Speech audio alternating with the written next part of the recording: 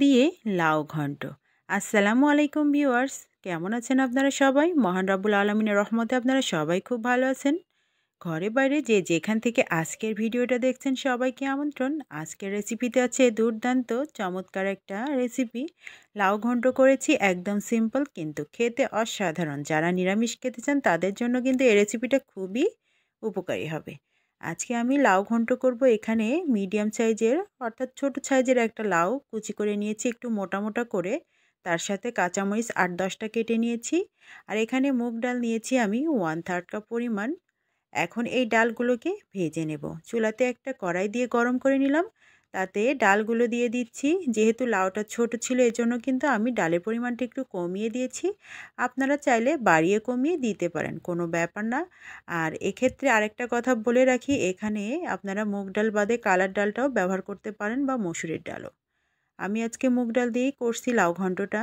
এখন চুলাতে 2 কাপ পরিমাণ পানি খুব সুন্দর করে ফুটিয়ে নিলাম, তার মধ্যে কেটে ধুয়ে রাখা লাউ কুচিটা দিয়ে দিচ্ছি। এখানে কিন্তু 8-10টা কাঁচামরিচ আমি লাউয়ের সাথে কেটে ধুয়ে নিয়েছিলাম একসাথে। এবার ভেজে রাখা ডালটা সুন্দর করে ধুয়ে দিয়ে দিচ্ছি লাউয়ের মধ্যে। হাফ চা চামচ হলুদের গুঁড়া দিয়ে দিচ্ছি, আর স্বাদ মতো লবণ, প্রায় 1 চা চামচ পরিমাণ লবণ দিয়ে দিলাম।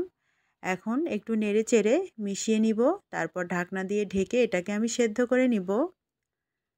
ডালের পরিমাণটা অবশ্যই কিন্তু কম বেশি দিতে পারেন, যারা একটু ডাল বেশি খেতে চান সেক্ষেত্রে ডাল বেশি দিতে পারেন।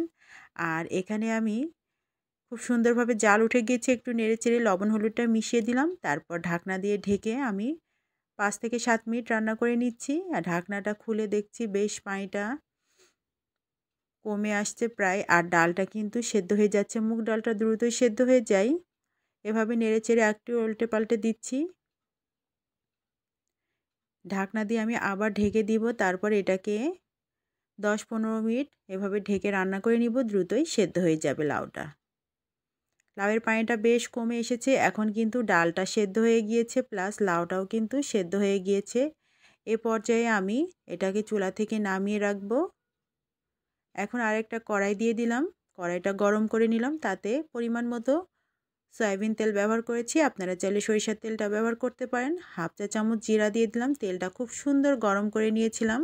জিরাটা দেওয়ার সাথে সাথে ফুটে গিয়েছে, তারপর দিয়ে দিলাম 1 মুঠ রসুন কুচি।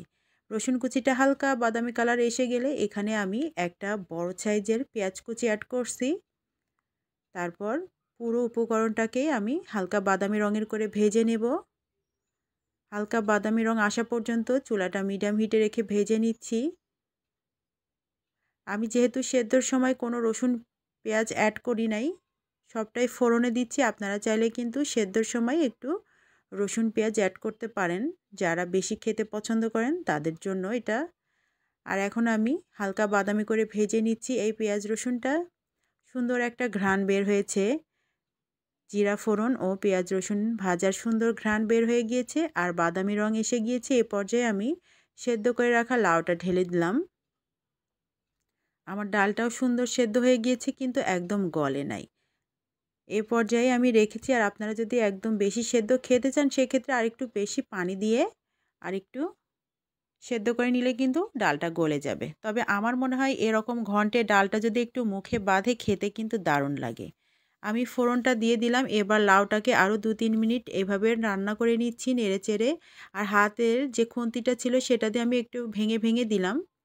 তারপর নামানোর আগ দিয়ে একটু ধনিয়া পাতা দিয়ে দিচ্ছি। ধনিয়া পাতা দিয়ে মিনিট খানিক নাড়াচাড়া করে নামিয়ে নিব। আমি কিন্তু একটু ভিজা ভিজাই রেখেছি, আপনারা চাইলে আর একটু জাল করে টেনে এটাকে শুকিয়ে নিতে পারেন। তবে একটু নরম নরম খেতেই কিন্তু ঘন্টটা বেশি ভালো লাগে। রুটি, পরোটা, ভাত সব কিছুর সাথেই কিন্তু এরকম একটু ঘন্ট হলে দারুণ হয়। আর এর সাথে একটু যদি লেবু হয় তাহলে তো আর কিছু লাগেই না। আশা করি আজকের রেসিপিটা বন্ধুদের ভালো লেগেছে।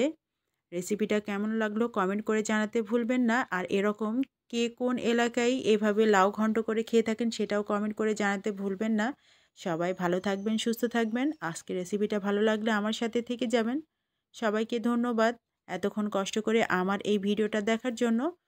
কোনো ভুল ত্রুটি হলে অবশ্যই ক্ষমা সুন্দর দৃষ্টিতে দেখবেন। সুস্থ থাকবেন সবাই। আল্লাহ হাফেজ।